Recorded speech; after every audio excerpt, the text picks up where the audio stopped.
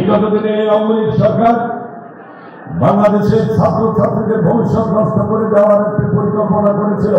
কারণ আপনারা জানেন যে সিলেবাসগুলো তৈরি করা হয়েছিল, সিলেবাসের মাধ্যমে আগামী দিনে বাংলাদেশের মেধাবী এবং কৃতি সন্তানদেরকে মাথা নষ্ট করার একটা ব্যবস্থা করা হয়েছিল।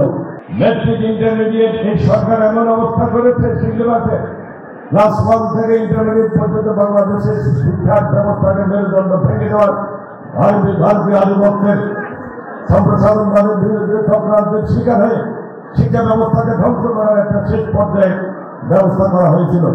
সারা দেশ লুটপাট করে তারা খেয়েছে, তারপরে তাদের লোকের শেষ নাই।